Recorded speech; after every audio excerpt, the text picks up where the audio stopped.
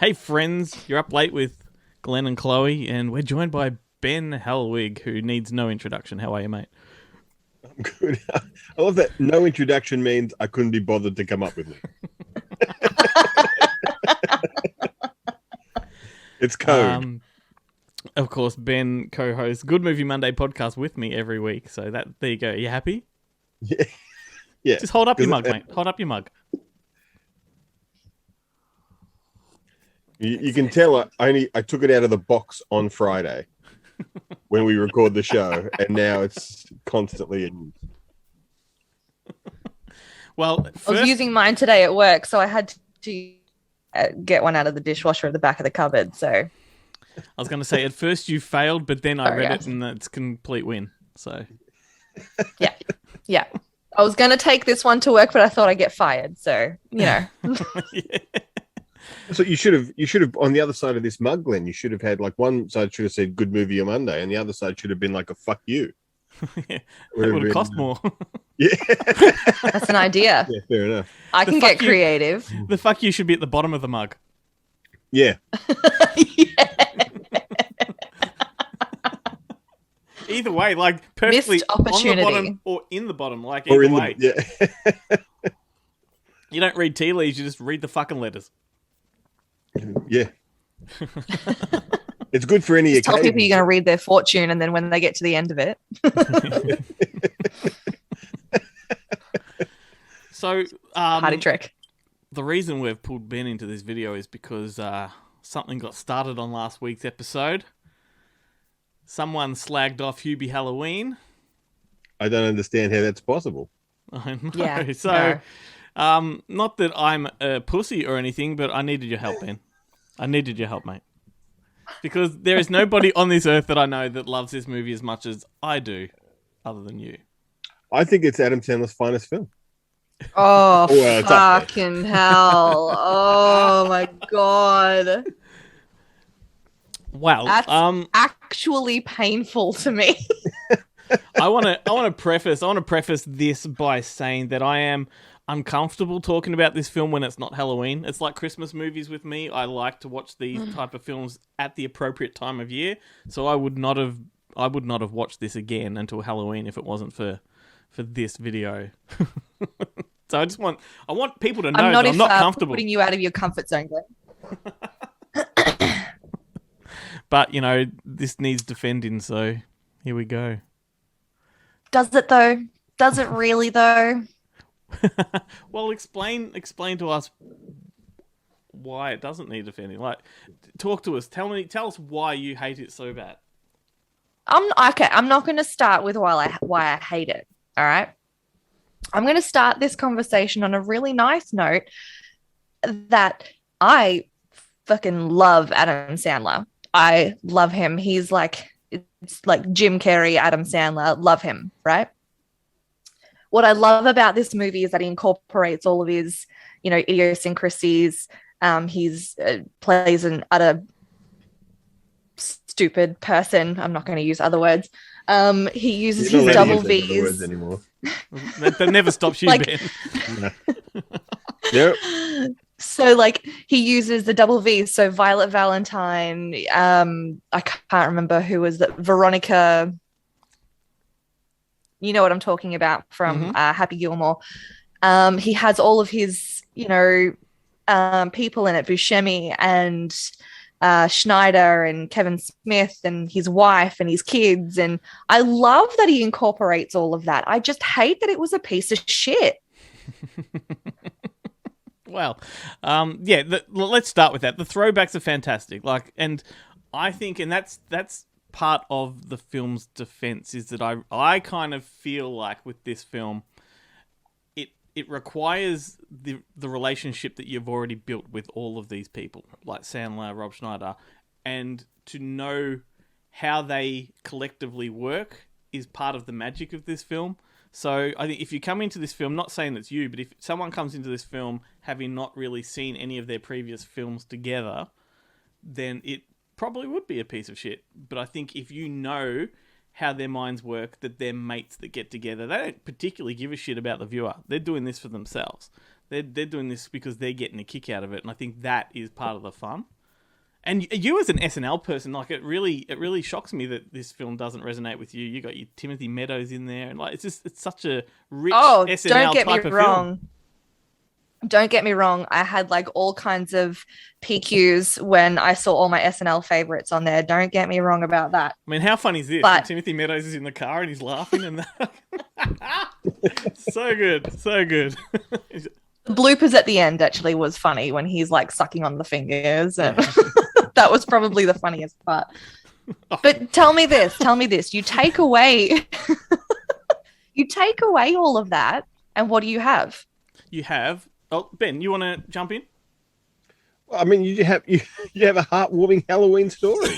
I was gonna say that you have a very charming Halloween story, and Halloween films are like films unto themselves. They've got a special kind of charm, and this film is dripping with it.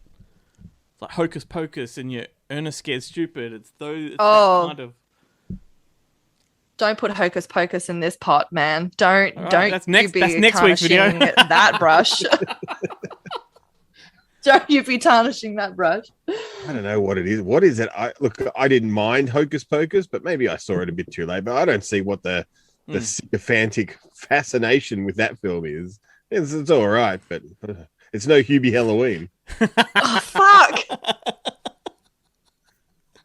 But I think you're bang on the money, though. Like, Halloween films are just, there's a particular charm to them, and this one is just, like, it's very wholesome. This almost should have been Waterboy 2. Like, if he had played the same character from Waterboy, it would have played as a really nice sequel. But yeah, like, it's you could see the connections there, yeah. Yeah.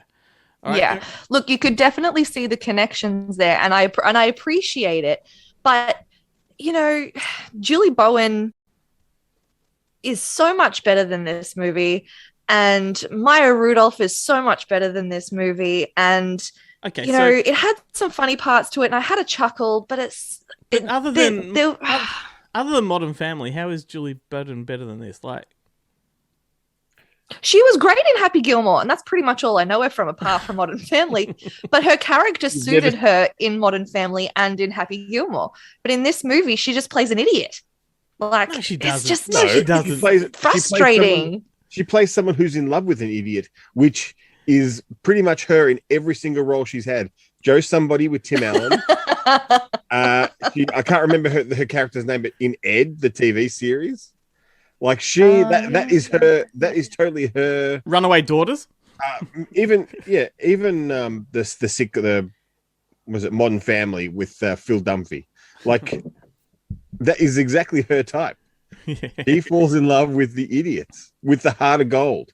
Yeah, and she's bucking the trend against the entire town, which takes guts. And I love the sympathy she shows, or the little awe moment she has every time someone sort of, you know, throws something at him, like figuratively and physically, and she falls that much deeper for him in those moments. I mean, it is pretty weird. Look, I don't understand why any woman ever finds any man attractive in any. Like, it's the one thing that I always kind of confuses me in rom-coms. I'm like, I don't get it. I'm glad it's happening, but I don't see it. That's why you love Bound so much. Yeah, that makes complete sense. Like, I can see where that's coming from, but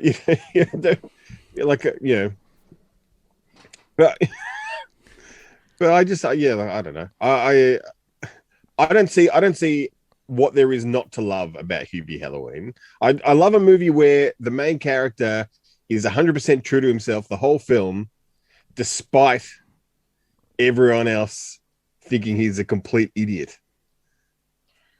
I guess where I'm coming from it is I have a lot of trouble sometimes separating characters from actors. And so when I see an actor that I really like, and he's previously played a lot of characters that I've really enjoyed, if they go ahead and make a movie that's, I feel like it's in the sort of same vein as Happy Gilmore and Billy Madison and, you know, all of his earlier stuff. But to me, it's not as good, and it kind of fails, and then it brings them down kind of. That's the way that my brain kind of works towards it. And I guess I was just disappointed in that fact. Whereas you watch Happy Gilmore, you watch Billy Madison, you laugh all the way through it. And it doesn't matter how many times I watch it, I'm always going to laugh. And I'm going to chuck Big Daddy in there as well, because that's another one. Do you think that's the factor behind that is the passage of time? Like, you were younger when you saw them and therefore they were much funnier. If you had seen them for the first time now, would you laugh as much? And when you were a kid, if you'd seen Hubie Halloween, would you have laughed? Well, I'll give you this. I watched Hubie Halloween when it first came out because obviously I was excited for a new Sandler movie, and I didn't laugh at all, and I turned it off, and I actually never finished it. And then so I went back and I rewatched it. I went back and I rewatched it yesterday. My husband walked in and goes, "Oh, fuck, you're not watching this again, are you?" And he sat down with me because he had nothing else to do. And honestly, I did have a chuckle or two. It was mostly at Maya Rudolph and the guy who plays, he dresses up as Freddie Mercury. I can't even. Yeah, he's the guy that came into it at the last minute when the other guy died. The young guy from Grown Ups passed away, and this guy, like the Indian sort of guy, he yeah. He's really funny, and he's the one that actually made me laugh the hardest when, I don't know if this is a spoiler for people, but when Hubie falls into the grave and the old Italian lady is swearing at them in Italian, and he's like, "No, God wants this." And I actually really had a really big laugh at that. And that's probably the hardest I laughed the entire movie. I laughed every single time he busted open that Swiss Army thermos. That's genius. Come on. I don't know. I can't differentiate this between Happy Gilmore or Little Nicky or any of those classic Adam Sandler. Like, it's far superior to Grown Ups 2, even though those movies do have their moments. But this is on par with Little Nicky. If there's any movies, it's like a melding of Waterboy and Little Nicky, and I love those two. Little Nicky, I can take or leave. But I would say it's on par with Little Nicky. I went out and bought the DVD of Little Nicky the minute it became available because I loved it so much. Yeah. My dad took me to see it at the movies when it came out, so I was very young when I saw that movie. Inappropriately young. Yeah, right. So I didn't understand those references. Hitler getting a pineapple his ass. I did not get those references, so I didn't find it funny. And I'm a girl, so I didn't find tits funny either. So even tits on the head? No. If you had a dick on his head, it might have been funnier for me, but tits on a head just wasn't anything funny to me. So yeah, I think it's on par with Little Nicky for me. It's a bit of a chuckle, but it's not the funniest. Kind of what I'm taking away from this is you're not really on board with Adam Sandler's brand of humor all the way. Like you're there to a point, but you're not going all the way, because this is an extension of all of what he's done before, which you've just sort of said that you never really took to. I feel like if he's trying to over-characterize a character, it just gets annoying and silly rather than funny. I can buy that. I think like the ones where Opera Man is my limit. You know what I mean? Like anything past Opera Man, I just can't handle. Nibbler.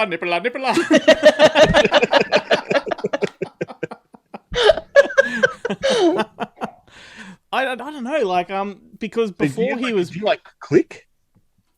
No. Yeah, I mean that's one of his worst ones. But I'm trying to figure out, do you like the ones where he plays the normal person and everyone else is crazy? I don't know. He's a really hard one for me because I love him and I don't like him so much. 50 First Dates, for example, he plays a somewhat normal character, but it's a really funny movie. To me, that's a really funny movie, and I really enjoy that. For lack of a better word, I don't mean this as an insult, but like that, they're the generic Adam Sandler. I feel like they're the generic. Yeah, so I guess Ben and I are going for the more absurd stuff. And because long before he was making movies, and probably early in his SNL years, he was making CDs, like comedy albums that were completely R-rated. And this character existed back then. This is a character he's been doing for 30 years. Really? I didn't know that. Yeah. Well, not the actual character, but that stupid voice, there. Yeah. I mean, when anyone impersonates him, they always do that, weird Adam Maybe- Sandler voice. Right. And that's funny, but that's for 5 seconds, you know. You do that Yeah. for an entire movie, and it's just like it grinds on your brain a little bit, you know. Maybe it's just me. I don't know, like, and there's so many repeated gags that just got funnier as they went on. For example, the mum's t-shirts. Every single Oh, time so she funny. had another oh my god, like boner. I'll give you that. Boner donut. And when he kept making them, I made a huge boner in high school. That was pretty funny. See, it's stuff like that that makes me laugh. It's the actual funny gags and jokes, not the I love stupid characters, you know? Kayaking gets me wet. I had that written in my notes. I had it written. Look, I'll even show you. But like, Hang on. yeah, like I can't remember the other ones. I think there was I shaved my balls for this. Can you read that? Kayaking gets me wet. Yes, I'm shocked that it's the correct way round. Usually when you look at like video and like the phone and stuff through the webcam, it's backwards. Well, what's my poster in the background? Goonies? Yeah, your posters are correct. Like they're the right way around. And so is yours. I'm just shocked because like a lot of the time when I do it, when you're talking to someone on like like when I talk to my nieces and stuff on Zoom on Facebook chat, the things are backwards. Like it's reversed. The mirror makes it easier for when you record and you're watching yourself. If you're doing any movements, it makes it easier in mirror image, like reverse. Like if I go to touch my head, it feels weird this way. But anyway. What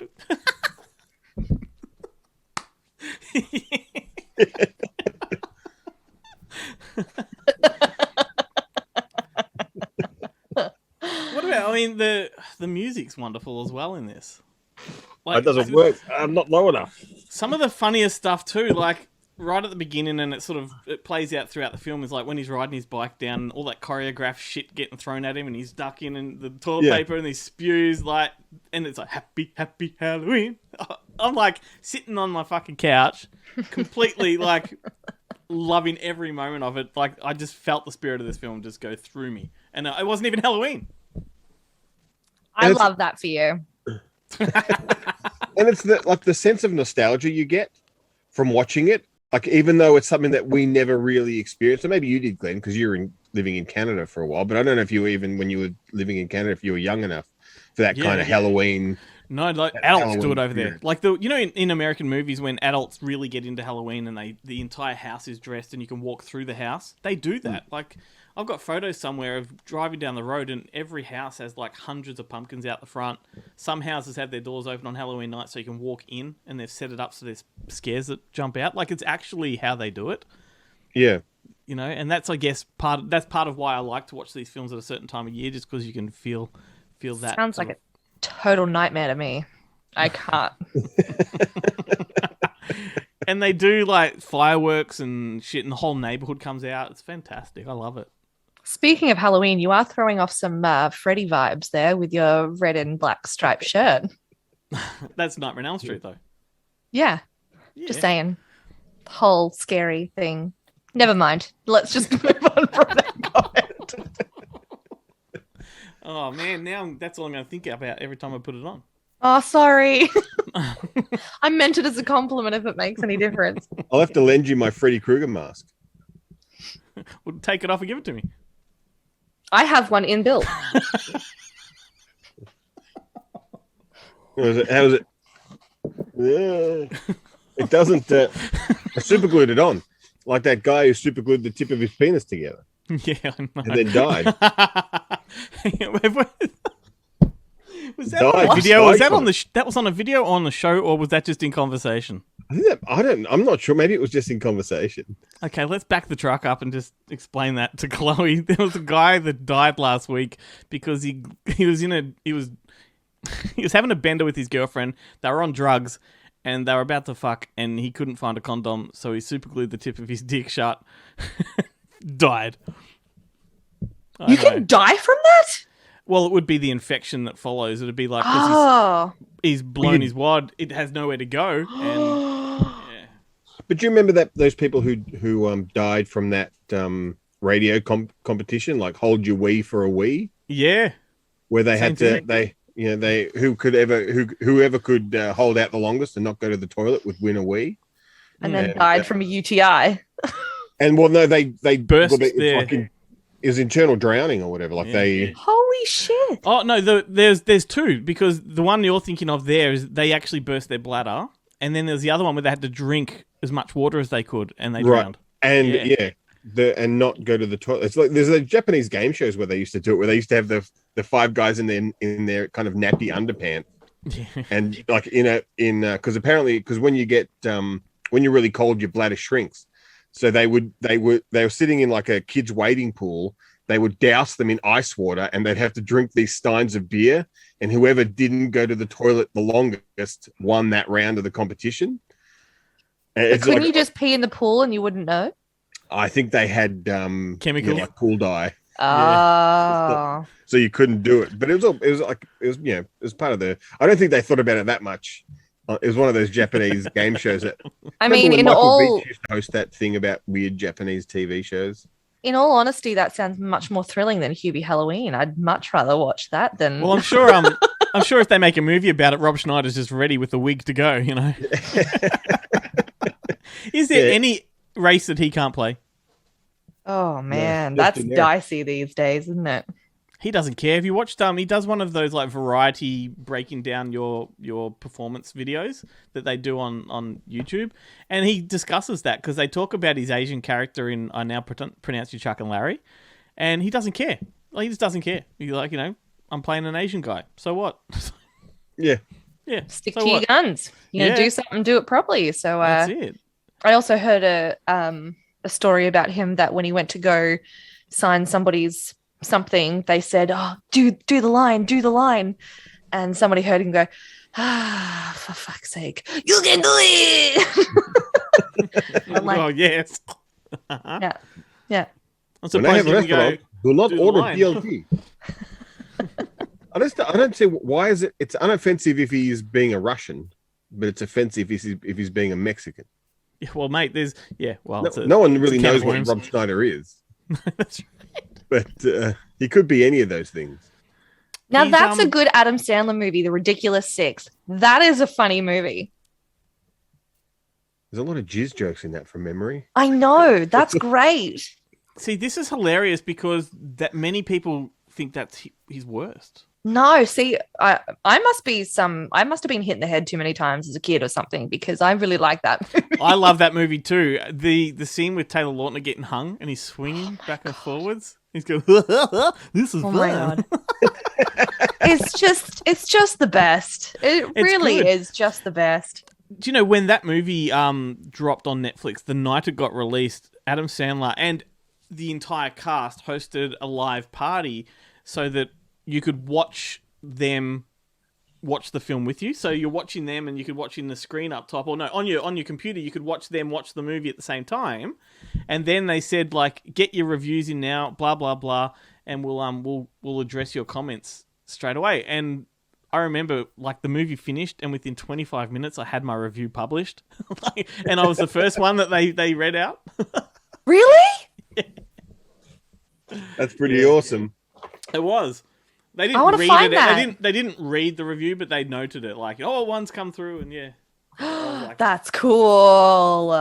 that was exciting. But I did enjoy it, and I wasn't just like blowing smoke up their asses. I just wouldn't have bothered to write about it if I hated it, because I wasn't doing it for another publication. It was just for myself. Yeah. But no, Yeah. that was good. I like, because that was the first of his Netflix films. So he signed that contract with Netflix, which is what Hubie Halloween is one of those, and Yeah. whatnot. And I think Ridiculous Six and Hubie Halloween are the two best ones of the lot. And, I think Ridiculous Six is a really good movie.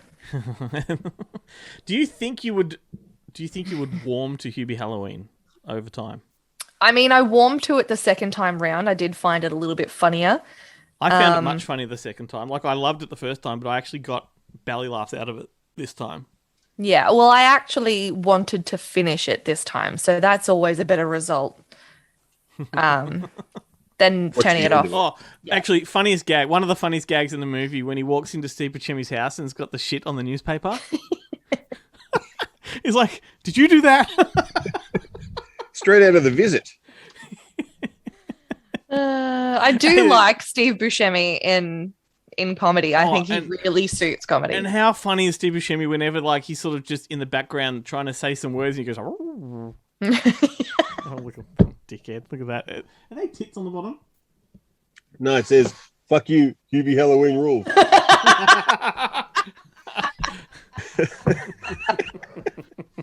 I mean, is that an O'Doyle reference? That's it. Been working on that for like minutes. I thought I saw you doing something over there in the corner. Yeah, like I was like, how can I not have a pair of scissors here? You're just lucky that's what he was doing because I'm never so lucky. Yeah. Well, usually on the during the podcast, I don't wear pants. Oh, fun fact, everybody! It's it's like I'm like a newsreader. We only ever shoot from I'm actually just wearing a dickie. Like this stops here.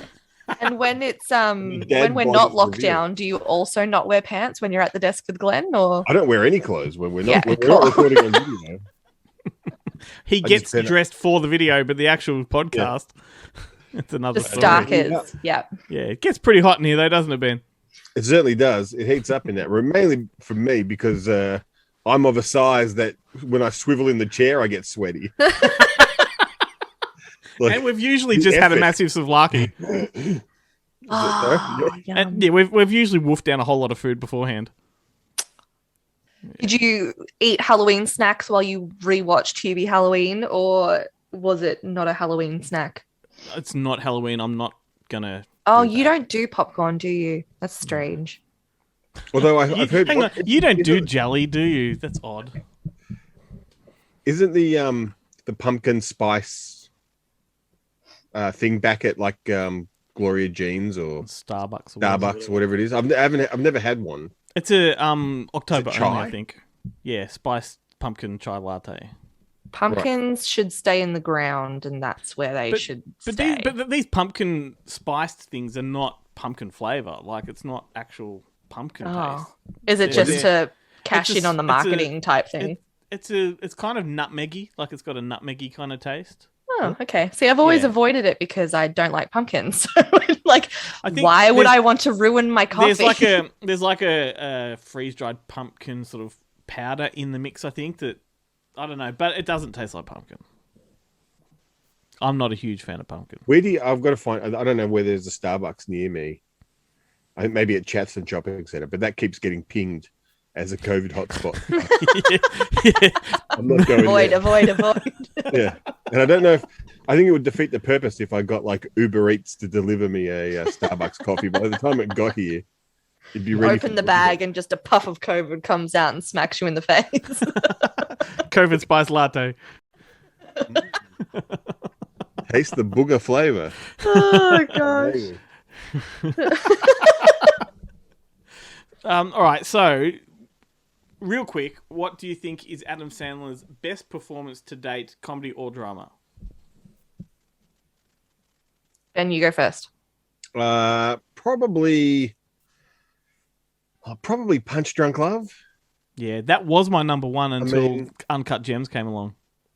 Yeah, I still haven't seen Uncut Gems. Neither have I, and I really want to. Do it. But yeah, Punch Drunk Love for me before that. I mean, Rain Over Me is pretty good, and like it, but yeah, I wouldn't be able to differentiate him in any of his comedies. Like he's pretty good. He's at the same level in all of them. He knows how to really hit the sweet spot. He knows how to go for that tender kind of endearing thing. Yeah, I think thinking on it, mine would be Big Daddy, because I have a soft spot when it comes to kids in movies and stuff, and him taking on the responsible role. That movie always gets me, especially at the end. And I wipe my own ass. Talk of old man balls.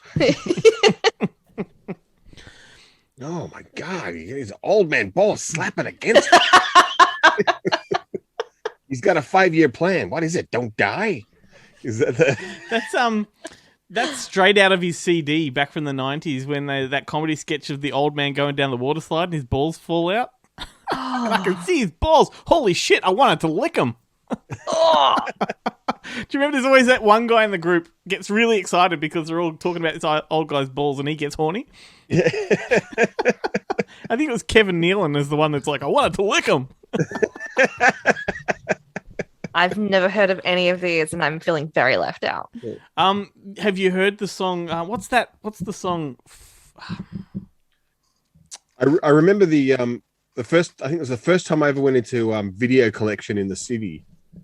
Was what they were playing one of his thingos in the TV, kind of in the front, in the door, pretty much when you walked in, and it's just Adam Sandler walking up to people in the street, going, "Fuck me in the goat ass, fuck me in the goat ass," like over and over again, and that's all you can. You walk past the shop, and all you can hear is someone screaming out, "Fuck me in the goat ass!" And you're everybody who's watching that hasn't heard it, go to YouTube and look up a song called "Medium Pace" by Adam Sandler, and it's as filthy as they come, and it's fucking hilarious. Oh, good. Say again? Medium Pace. Gotcha. Yes. Well, we're almost out of time, so I don't think there's a definitive answer here, other than that you're outnumbered.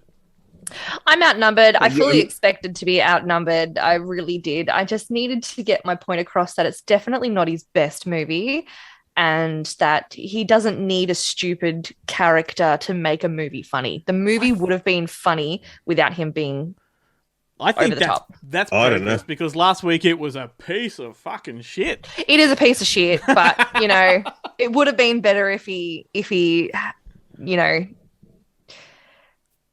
you know what I'm talking about. Like, I don't need to say it again. I don't think. I don't know. And already hates me after this. He's so nice. I know. I Yeah, can't but go he's how nice. nice. So nice. But he can be a nice character without being stupid at the same time. That's what I'm I saying. kind of know, but I like- think the stupidity makes him so much more endearing. I think that, I don't know. I don't even think he's stupid. No, he's got a weird voice. he doesn't know what boner means. How is that not He's stupid? sheltered. He's sheltered. He's He's sheltered, yeah. Yeah. It's not that he's incapable of understanding what the word means. He's just never heard it before. And he's sheltered in All the right, sense my that boner. he's sheltered in the sense that he spent his whole life being bullied, so he's never really been able to come out of his shell.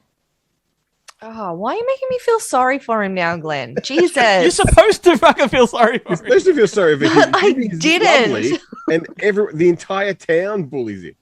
And I mean, I can understand it. We've all known those people or been those people who just set people off, the wrong way right from the start, and you never recover. That's I don't know, Ben, you tell me. you now, Chloe. Will I recover after from this? after this travesty, like this and Little Nicky, like I can't believe it. It's fine. It's just not my favorite. God, he turns Coke into a Pepsi. Like that whole scene is hysterical. That's it. That's your evil. You turn the Coke into a Pepsi. You do that voice really well. It's Like really well. that dog is like one of my all-time favorite Adam Sandler characters. Oh man. All right. Well- I think that's a truce right there. That's a stalemate right there. Well, you did stack the deck in your favor, Glenn.